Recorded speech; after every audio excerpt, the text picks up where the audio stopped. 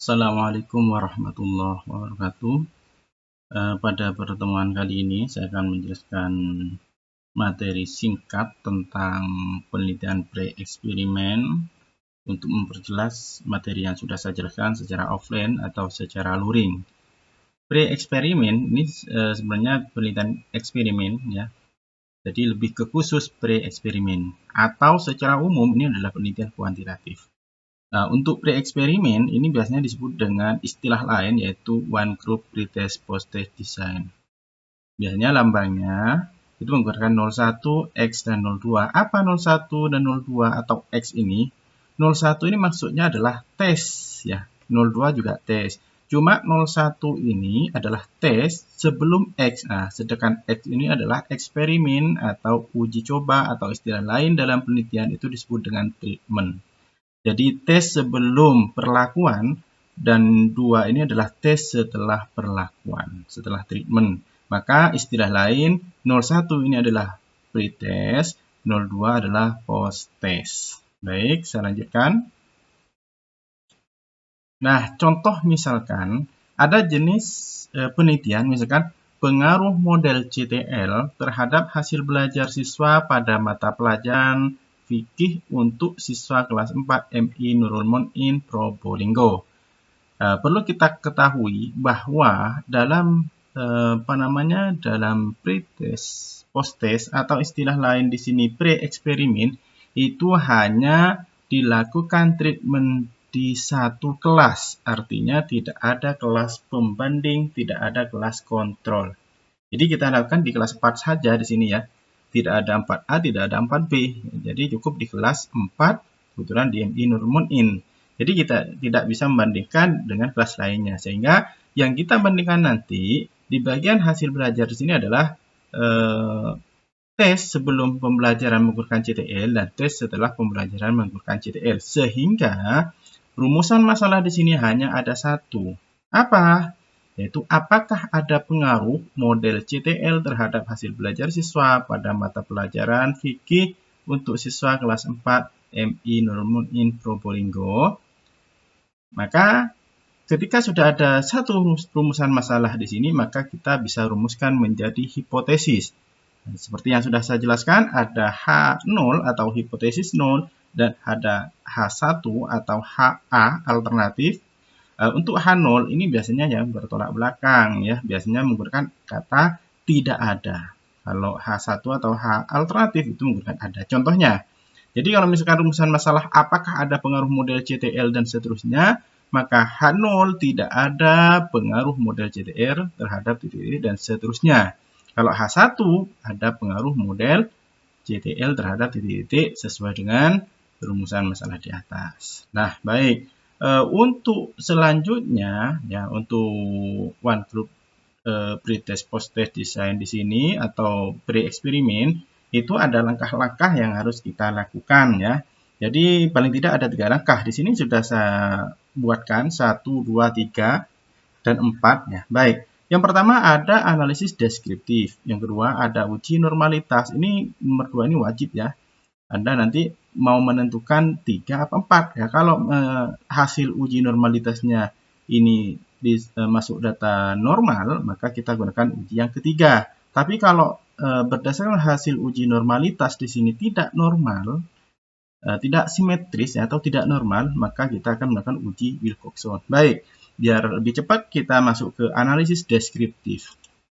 Nah, di dalam analisis deskriptif ini biasanya hanya memaparkan data, misalkan jumlah datanya atau jumlah respondennya ada berapa, nilai maksimal, maksimumnya, minimumnya berapa, rata-rata, standar, deviasinya seperti apa. Itu ya yang ditampilkan di bagian analisis deskriptif. Baik, di sini saya kasih contoh langsung, sudah saya siapkan data, ada Excel yang sudah saya siapkan ya. Jadi di sini contohnya. Ini ada judul penelitian sama dengan yang tadi ya. Variabel X-nya adalah model CTL, variabelnya adalah hasil belajar. Desain penelitian yang kita gunakan adalah pre-eksperimen karena hanya menggunakan satu kelas, tidak ada kelas kontrol. Dan instrumen pengumpulan data yang kita gunakan adalah tes atau soal. Nah, di situ ada pre-test, ada post-test. Kelas eksperimen ada kelas 1 yaitu di kelas 4 MI Nurul Muin yaitu menggunakan model CTL. Nah, di sini ada yang saya kasih warna merah dengan putih di sini ya. Jadi yang warna merah ini abaikan karena di kelas pre-eksperimen itu tidak ada kelas kontrol, hanya adanya kelas eksperimen. Nah, ini sudah saya siapkan seperti salah satu contoh soal tugas kepada Anda yang sudah saya berikan seperti ini contohnya. Nah, ini ya, sekarang judulnya ini, terus datanya ini, terus biasanya nanti kalau pre-eksperimen kita akan menggunakan uji pair sample t-test kalau datanya normal ya. Langkah pertama apa yang harus kita lakukan? Menentukan rumusan masalah. Nah, rumusan masalah seperti tadi ya, sama dengan yang di PowerPoint ya. Ya kan, pengaruh model ya. Jadi judulnya pengaruh model CTL. Maka apa rumusan masalah? Rumusan masalahnya hanya ada satu. Karena di sini kita menggunakan pre-eksperimen atau satu kelas. Sehingga apa rumusan masalahnya? Apakah ada pengaruh? Ini sudah cukup ya, satu rumusan masalah. Maka hipotesisnya apa? Hipotesisnya seperti yang saya sampaikan tadi ya di materi ya. Maka di bagian H0 berarti tidak ada pengaruh ya. Ya kan, di sini kita ketik ya, tidak ada pengaruh, samakan dengan judulnya. Tidak ada pengaruh model CTL sampai di sini. Kalau yang di bawah tinggal kita ketik saja di sini ada pengaruh titik ya, ada pengaruh model CTL sampai dengan Probolinggo. Nah, selanjutnya tugas kita adalah apa? Yaitu melakukan analisis deskriptif. Ya, gimana caranya? Datanya sudah ada ya. Ini datanya sudah ada, tinggal kita gunakan aplikasi SPSS, kita gunakan bantuan aplikasi biar cepat ya. Nah, ini contohnya saya siapkan data ya, misalkan data kosongan dulu ya. Data kosongan seperti ini. Nah, ini data kosong ya. Jadi bagian data di sini tidak ada, kosong, variable view juga kosong. Gimana caranya? Yang pertama kita buka Excel yang tadi atau tugas yang Anda punya gitu ya. Tinggal Anda copy yang ini. Kita klik, kita blok ini sampai dengan ini ya, data 28 responden atau 28 siswa.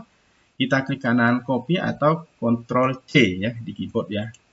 Atau klik kanan copy. Setelah itu masuk di bagian yang ini, bagian data view.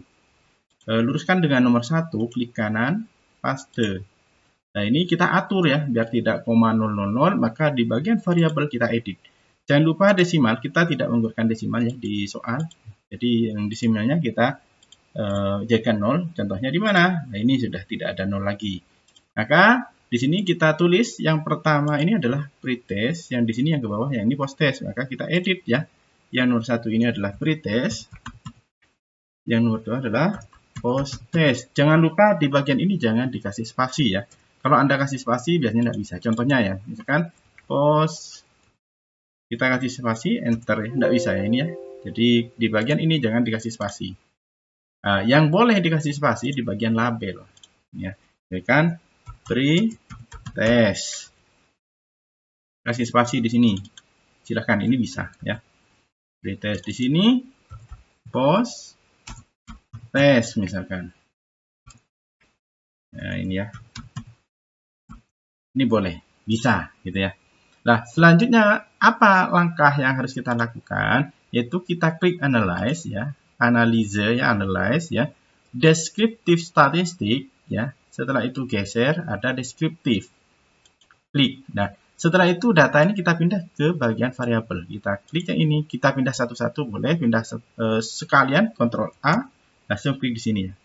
Sekarang kita pindah satu-satu. Yang ini kita pindah pertama, yang ini juga ya kedua. Nah, ketika kita sudah memindah data, maka apa yang harus kita lakukan? Di bagian option, Anda klik ya. Lah, data apa saja yang mau Anda tampilkan di bagian data deskriptif tadi ya. Data deskriptif tadi kan ini. Nah, ini kan ada nilai maksimum, minimum, rata-rata. Silahkan Anda mau menampilkan yang mana saja. Ini salah satu contoh punya saya sum. Sum ini jumlah ya. Ada varian, ada misalkan rank. Nah, ini sudah cukup misalkan. Nah, kalau sudah cukup silahkan. Ya, kalau mau ditambah lagi ini boleh. Nah, ya paling tidak minimal ini ya. Ini kalau sudah maka Anda klik continue. Setelah itu Anda klik OK.